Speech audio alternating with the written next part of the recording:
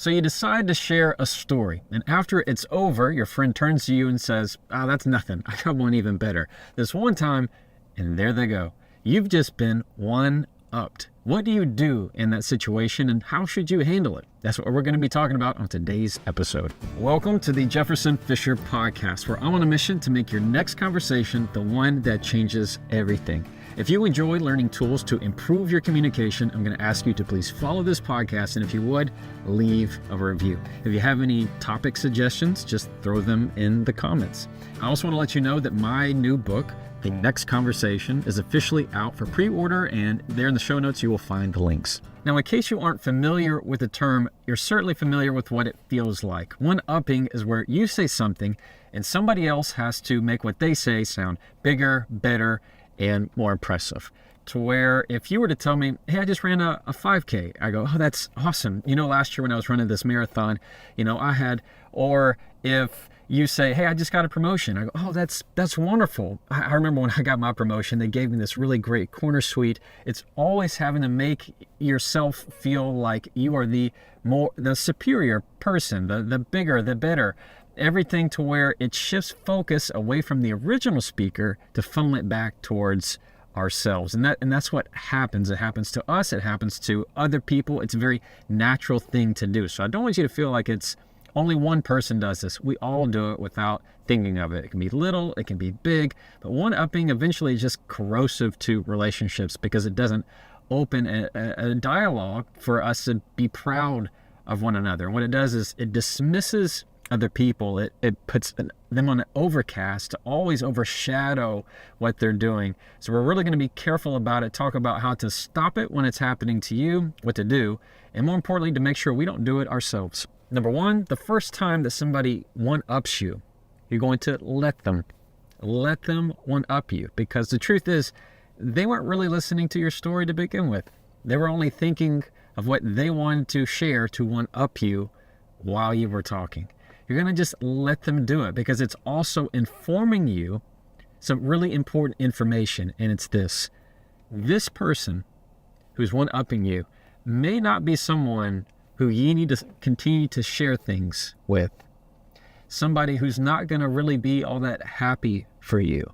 So you're going to just let them do it because you're going to hear in your mind insecurity. That's what it is. Most of the time when we one-up, it's because there is a insecurity that says, I don't feel like now I'm good enough, and now I need to share something to make me sound better, and that they feel that I'm also important, and that I also have value. It's this kind of competition, like two kids trying to say who has the better art project between them. Like with my two kids, my son and my daughter. My son's a little bit older. My daughter is always trying to compete, and so is my son. And so we really work to discourage that. But it's kind of that same concept of you also want to feel like you're adding value and that you're also important. So when somebody's one-upping you, when you see it as insecurity, it keeps you from getting defensive and takes away that feeling of taking it personally. That, oh man, how could they do that to me? Can't they see that I'm sharing the story? Oh, they just wanted to show how good they are, always putting me down. Instead, you flip that mentality and go, what am I missing here? Ask the question, where is the insecurity? Where's the insecurity? What need are they not getting? Yes, it doesn't matter what they look like. It doesn't matter how much money they have. You and I both know people that have a lot of wealth in life in terms of money and success, but they have little wealth when it comes to intrinsic value within themselves. They're still unhappy. They're not happy with their home, their friends, their family. Wealth comes and success comes in many different ways. Y'all know this. But when you hear that insecurity and you hear that one-upping, that's what I want you to think of. Where is this coming from?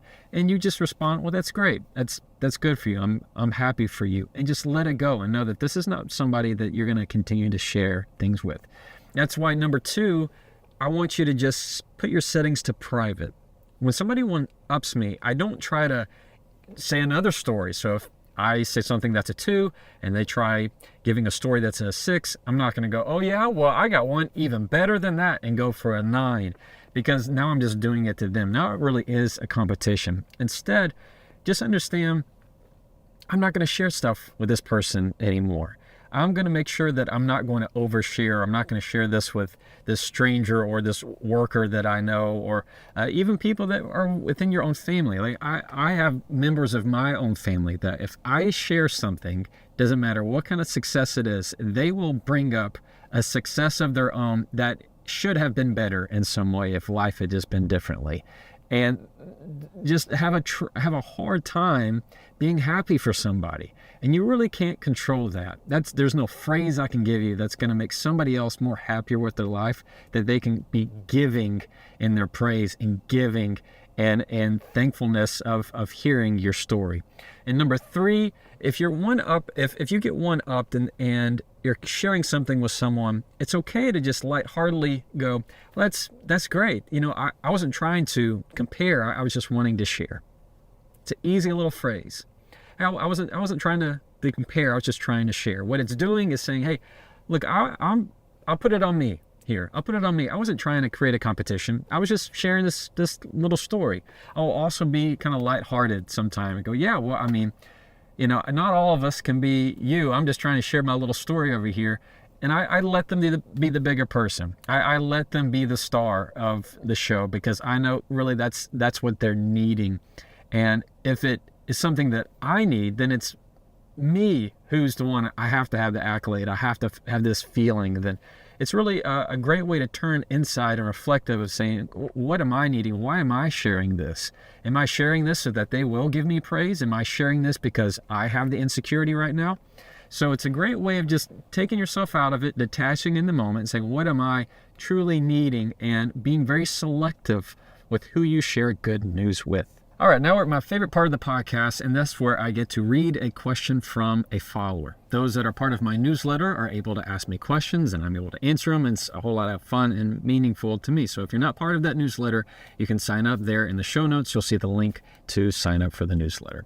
This segment of the podcast is sponsored by a company called Cozy Earth, and it's a good name because their stuff really is cozy. I wore it all weekend long. I like Cozy Earth as a sponsor of this podcast because I use their stuff. Their sheets are on my bed. My wife wears their pajama sets, and I usually wear sweatshirts and sweatpants when it's cold on the weekends. It's just, you want to be comfortable, right? When you're home and chilling. So if you're looking for something this holiday season, I would definitely check out Cozy Earth. They're awesome. You can go to cozyearth.com/Jefferson and use the code Jefferson for 40% off. All right. I'm going to pull up my newsletter. This one I already have ready. This is Renee from Maine. I thought that rhymed for a second. It does not. Renee goes, Jefferson, I love your stuff. Thank you so much. That's very sweet, Renee. Thank you. I have a question. I work here in a cubicle setting, and we're very close together. I am somebody who let me rephrase that. My friend who I work with has said I am a one-upper. I really try not to be, but do you have any recommendations or tips for making sure that I am not the one-upping my friend? I'm really trying not to do that. I also think it's kind of oversharing, but I have a problem with that. Any suggestions would help. Renee, I got you. You're not the only one who does that, because it's very natural. It's very, very natural to want to share and explain things with. You have to remember, all of these tips are contextual, meaning if I'm with one of my best friends, we don't care about one-upping because he knows that I love him and he loves me. We're proud for each other, and it's never a competition. If it's a coworker who I vaguely know and we're just coworker friends kind of thing, or somebody who's a colleague, it's a different feeling. I got to be careful who I share things with, because they might take it competitively. And also sometimes it's just cultural. Like I'll admit, in the legal world, it's very, very common for, let's say I gave a trial story. I told a story about a trial that I had, and another attorney go, oh yeah, well I got this one time, and then they tell their trial story, and somebody goes, well, the one time I had this client, and they tell something about a deposition. It's very common to one up in a way, but it's just really who can say the funniest thing, or what's a funny, unique story that you can share, and it's not meant as a dismissing, wanted to overshadow somebody kind of way. So I'm going to say any of this advice I'm giving you, Renee, needs to be confined to the context that you're living in. So let's assume the best. Let's assume that everybody's friends and it's a good work environment. If you find that you are one-upping people by accident, don't get hard on yourself. This is what I want you to do. And it's easy, Renee. It's easy. When somebody's sharing a story with you, rather than immediately thinking, oh, I need to relate to them, I need to tell a story. Instead of immediately going, okay, as soon as they finish, I need to give mine so they feel like I'm relating with them in a way and connecting with them. That's not the way it sounds. It sounds like you're one-upping them. That's where the pain point is. Instead, Renee, this is so easy. All you need to do is ask one question. Just one question. As soon as they finish their story, ask an easy layup question, such as, what was your favorite part? Simple as that. What was your favorite part? Or can you tell me more? Or what else happened? Something to where you just sound like you are engaged just a little bit. If you just add on a little bit, Renee, the other person is going to immediately like brighten up. Like, oh, you listened. Oh, you hear me. Oh, you're interested. Okay, I'm giving something of value. You do find it funny. You do find it worthwhile. For them to just give a little bit more. My favorite is, what was your favorite part? Because when you do that, it gets them to replay back in their mind and share something, maybe an insight that they didn't think of. And they're going to go, oh, I really appreciate that question. I mean, if you've seen when celebrities get interviewed, right? When they get that interview question from someone that they weren't expecting, what do they go? Oh, that's such a great question. Oh, wonderful. I really appreciate that. Nobody ever asked me that. It's because they're really taking an interest in them. So it's as easy as that, Renee. When somebody's giving a story, instead of immediately sharing your own, just give one little question, like, what was your favorite part? And watch them just light up. And then they're going to be much more receptive to you sharing yours. Or you can even ask, do you mind if I share one? Do you mind if I share something? I had a similar story. And they're going, yeah. And then once you get their buy-in and they've given you the green flag to start, I hope it's a green flag. I don't know what they start in races. Once they say 3, 2, 1, go, then you'll be able to share your story, and then they'll be interested and it doesn't feel like a clash. So you're not doing anything wrong, Renee. It's very common. It happens all the time. It just depends who you're talking to, what the situation is, what the environment's like, but you'll make it all go away. Is all you have to do is just ask one little question after it, and that's going to make you connect with them on a level that feels much more comfortable for them to listen to your side of the fence and hear your story. And I think it's going to be much better for you. And that way you don't feel like you're trying to compete and over-explain or overshare. It's going to be something that'll work out much better for you. Okay, thank you for listening to the Jefferson Fisher podcast. If you enjoyed today's episode, I'm going to ask you to follow this podcast. And if you would, please leave a review or give a star or a thumbs up or a like or whatever it is on the platform you're listening to, because it really, really makes a difference for me. If you have any topic suggestions that you have, don't ever hesitate to just put them in the comments, and I'm the one that looks at them, and I always go, oh, that's a great topic, or that's a good one, and I keep those. So if you have something, don't be afraid to put it in there. Today we learned all about what do you do when somebody's trying to one-up you. Biggest takeaway is that we're not going to take it personally. We're going to see the insecurity in the other person. And we might say something like, hey, I wasn't trying to compare. I just wanted to share what we had. You're going to find that's going to smooth most things. And to keep yourself from one-upping somebody, even unintentionally, all you need to do is ask one little question at the end, and they're going to feel like you're engaging, and it's going to break away for a much better conversation between the two of you.